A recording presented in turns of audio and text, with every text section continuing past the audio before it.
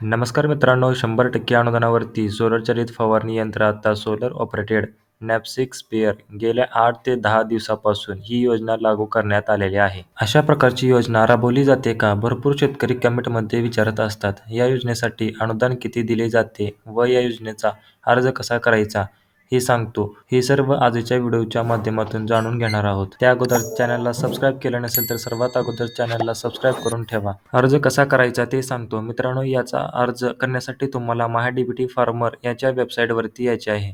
या वेबसाईटवरती आल्यानंतर आपलं जे काही पासवर्ड आहे, युजर आय डी असेल ते टाकून लॉग इन करून घ्यायचे आहे. याच्यामध्ये अर्ज करा यावरती क्लिक करायचे आहे.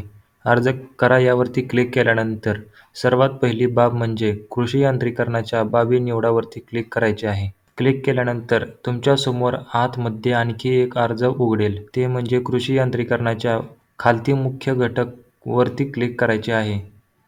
यामध्ये कृषी यंत्र अवजाराच्या खरेदीसाठी अर्थसहाय्य यावरती क्लिक करायचे आहे. आता उजव्या कप्प्यात म्हणजेच तपशीलवरती क्लिक केल्यानंतर मनुष्यचलित अवजारे हे सिलेक्ट करायचे आहे. त्यानंतर पुढचा प्रकार काय असेल ही विचारणी केली जाईल. याच्यामध्ये आपल्याला पीक संरक्षण अवजारे आपल्याला निवडायचे आहे. आता पीक संरक्षण अवजारे निवडल्यानंतर आपल्याला यापूर्वी पाहिलेले होते की बॅटरी ऑपरेटर फवारा असेल, जे इतर प्रकारचे फवारे असतील ते सर्व दाखवले जातील आणि याच्यामध्ये आपल्याला एक ऑप्शन दाखवला जाणार आहे, सौरचालित फवारणी यंत्र. इंग्लिशमध्ये जर तुम्ही बघत असाल तर सोलर ऑपरेटेड नॅपसिक स्प्रेअर अशा प्रकारची ऑप्शन दाखवली जाईल. हे ऑप्शन आपल्याला निवडायचे आहे. ते ऑप्शन निवडल्यानंतर या योजनेच्या अटी व शर्ती ते मला मान्य असतील अशा प्रकारे राईट करायचे आहे आणि ही बाब जतन करा वरती क्लिक करायचे आहे. बाब जतनवरती क्लिक केल्यानंतर तुम्ही जे काही बाब निवडलेली ती जतन परत केली जाईल. याच्यानंतर दुसरी बाब निवडायची की नाही हे विचारले जाईल. निवडायची असेल तर यस करा किंवा जर निवडायची नसेल तर नो करू शकता. मित्रांनो, आता आपण जे काही बाबी निवडलेल्या आहेत या बाबी निवडून झाल्यानंतर आपला अर्ज सादर झालेला आहे. आपण पाहू शकता, म्हणजे आता आपण बाबी निवडलेली आहे. आत्ताच आपला अर्ज सादर झालेला आहे.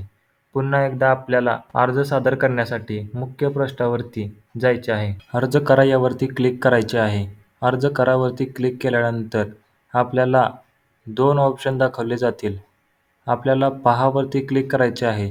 आपण निवडलेल्या बाबी आपल्याला दाखवल्या जाणार आहे. याच्यानंतर आपण निवडलेल्या बाबीला प्राधान्यक्रम द्यायचे आहे.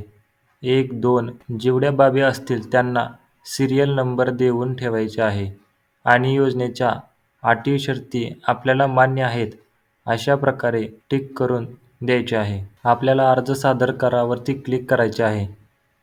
आता यावर्षी जर तुम्ही अर्ज आधी म्हणजेच कधीतरी केलेला असेल, तुमचे पेमेंट झालेले असेल, दुसरे पेमेंट करायचे असणार नाही आणि जर तुम्ही पेमेंट केलेले नसेल तर मात्र तुम्हाला पेमेंट करावे लागणार. ₹23.60 तुम्ही UPI QR कोड वगैरेच्या माध्यमातून करू शकता आणि पेमेंट झाल्यानंतर तुमचा अर्ज सादर होणार आहे, म्हणजे सबमिट होणार आहे. व्हिडिओ आवडल्यास व्हिडिओला लाईक करून ठेवा आणि हो, अजूनही चॅनलला सबस्क्राईब केलं नसेल तर आत्ताच सबस्क्राईब करून ठेवा. धन्यवाद.